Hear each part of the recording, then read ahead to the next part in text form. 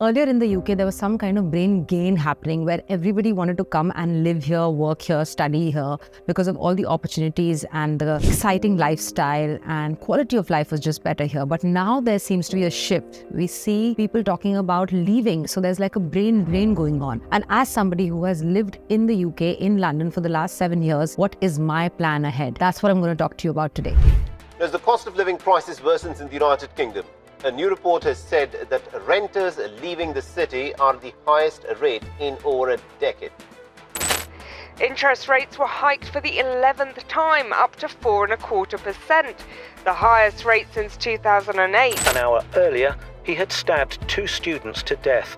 Minutes later, he stabbed a third victim, stole his van, and mowed down 3 pedestrians.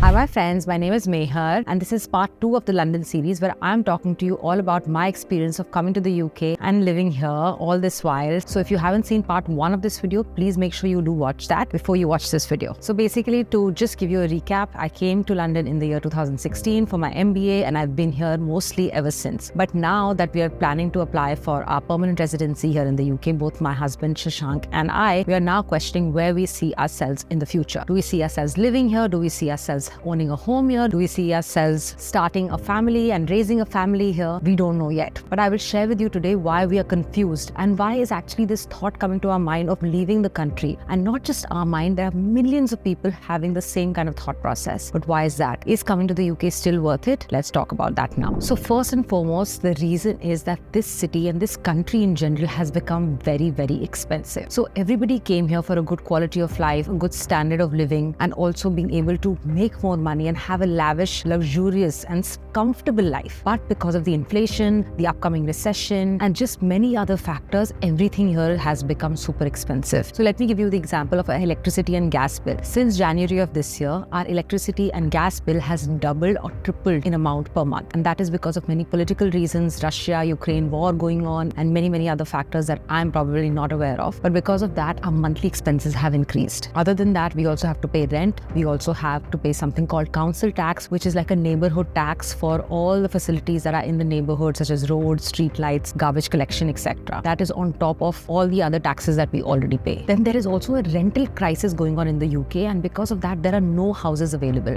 So my husband and I currently live in a very big 1-bed, 1-bath, but we want to move to a bigger house now. But because of lack of availability and lack of supply of good quality houses and just the rent being so high for even like mediocre properties, we are very confused as to where we want to live and where we can see ourselves growing in the future, because we're both working from home. So we need a bigger space now, but we're unable to move because we can't find anything nice in our budget. Even a meal is so expensive here. Every time you go out, you would end up spending 35 to 50 pounds on a meal, depending upon where you go. And that is the minimum if it's a good place. So rising rents, all these other costs such as electricity increasing, the basic cost of living such as groceries going up. Like you can see here, the cost on the basic items such as eggs, sugar, milk, potatoes has increased significantly in the last 1 year, and it is just becoming very unaffordable for a person making a certain amount of money to be able to sustain the quality of life that they used to have. So now me and my partner Shashank, we're just thinking whether it's worth it or not. How do we cut costs? How do we end up saving? How do we plan for our future? Where should we invest? Is this even the right place to be? And that brings me on to the second thing, which is the high volume of taxes. So what has happened in the last few years is that the salaries have not really increased as much as cost of living, as well as the taxes being really high. So let's say you come here from another country, which is a developing country, you want to move to a developed country, which is fair enough. That's what the thought process was for many people. And then you think, okay, I want to make a lot of money. For example, you think you want to make 50 lakh rupees in INR. That is about 50,000 pounds. Now that is a lot of money. Maybe you'll think, okay, I'll double my salary, I'll triple my salary. But again, because of cost of living as well as the high percentage of tax, which is about 40 to 50%, the higher your income, the more you're taxed. So there isn't even enough incentive to make more money. So let's say you are earning 50,000 pounds, which is 50 lakh rupees. But at the end, after national insurance, after all the taxes, you're going to get about 3,000 pounds in your pocket every month. You're going to spend at least 50% of that in your rent. And after that, you'll have to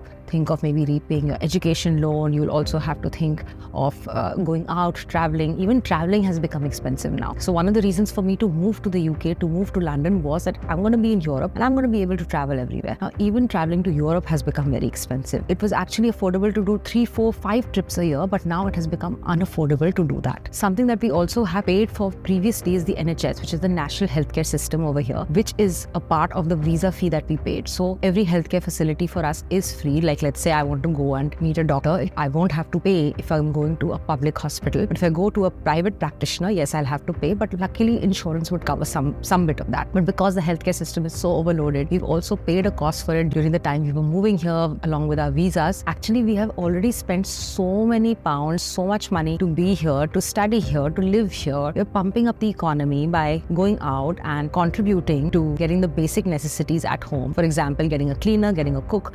All these are also pumping the money back into the economy. But everything is expensive. Maybe in India, you can get a cook for, let's say, 10,000 rupees a month. Here, you will have to spend 100 to 120 pounds to get the cook to come to you, maybe 2 to 3 times a month. So do you see the difference right there? The basic necessities, the luxuries that everybody needs, a working professional needs, is just a little bit too expensive. And to that point is connected the high cost of being able to buy a house in this country, in this city. So like I said, the cost of living has increased. And of course, when you're a couple that has been married for almost 5 years like we have, the next step for us is to invest in a property that will be our home. But because of mortgage prices increasing, there is high interest rates right now. People are not able to buy the homes that they wish to buy without any financial backing or financial help from their families, from their parents. So getting a mortgage has become very expensive. It's very difficult to climb onto the property ladder now. And honestly, that is the next step for any young couple, is to be able to buy a home to live in and not keep paying rent all their lives. And that's the thought process that Shashank and I really have, is that we want to be in a city, we want to be in a place where we can afford to actually have a home that's ours and build a life together with a future family over there. So that is definitely one of the reasons why planning a future in the city is becoming a little bit difficult to do, if not impossible. The next 3 reasons that I want to talk to you about are personal to me. They're not related to what's going on in the economy as such. They're more so to do with who am I as a person and what I wish to have and gain out of this life that I have. The first and foremost is that I moved to London when it was that point in my life, that point in my career, when I was in my 20s, when I wanted to be independent, when I wanted to be completely self-reliant, get out of my comfort zone and explore the world. But now, because of the pandemic and realizing that we only have one life, and just feeling grateful for having family and friends and my childhood friends and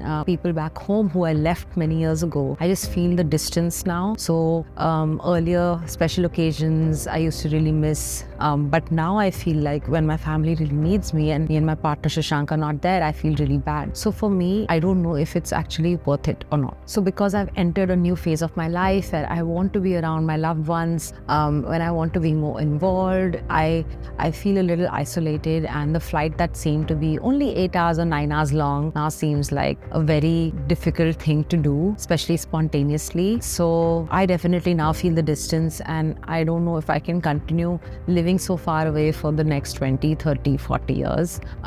So that's another thing that's going on and playing in my mind and making me realize what's really important and what needs to be a priority in the next decade or so of my life. The next thing is actually related to what's going on in London right now. So one of the reasons of moving here is literally off the list because I don't feel safe anymore as much as I used to. I'm not saying that it's completely unsafe, but it is much lower than what it used to be when I came here. So I don't think I would walk on the street alone at 11 p.m. or 12 a.m. like I could be able to do in 2016. So that definitely plays on my mind, especially thinking about the future, thinking about having a family here, thinking about where we want to live in the future so that we feel safe and secure and be in an environment that makes us feel like we're fine and we'll be fine and I can be home alone, I can go out alone. You know, I don't want those kind of thoughts playing in my mind. But now, because the petty crime rates have really gone up that you can see here, things like theft. So people are losing their phones, people are losing their Rolex watches, their bags, their wallets, etc. are getting stolen. There's eve teasing. I just don't feel as safe as I used to feel back in 2016 when I came here.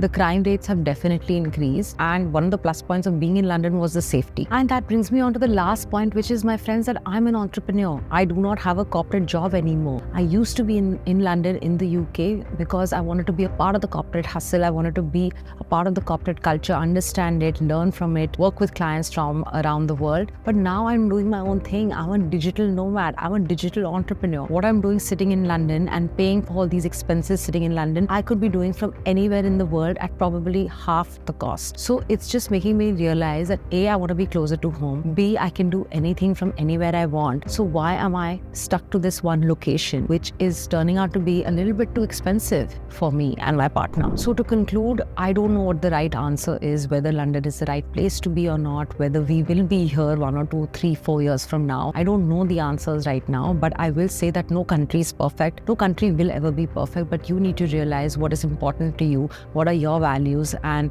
whether making those sacrifices is worth it at the end or not. Maybe right now I'm a little bit pissed off or upset with London, but maybe we'll go somewhere for a few years and then come back because we love this city so much. I still love it so much. I still keep reminding myself of the positives when I make my pros and cons list, because I do make a pros and cons list. My friends, by the way, I'm making this pros and cons list and being super organized about what I want to do in my life because of this one tool that has literally changed my life and how I operate and how I plan things, and that is Notion. It is a game changer. It's absolutely for free. If you want to get started on goal setting, having all your thoughts, your files, your documents, everything in one place, make sure you are using this tool. It will literally be a game changer. It will change your life. The link is below. So my final advice for you would be that be really sure as to why you want to move countries and why you want to come to the UK especially. Life abroad is not as glamorized as it's shown to be on social media. There's a lot of things you need to figure out, you need to work on and make an assessment whether you'll be saving as much, earning as much, living the life that you really wanted to live and envision for yourself. So please make sure you're doing that.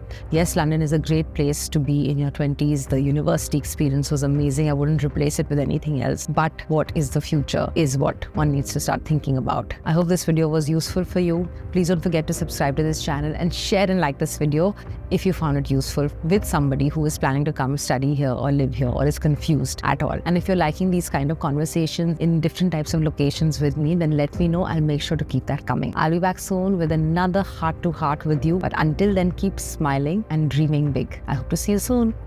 Bye.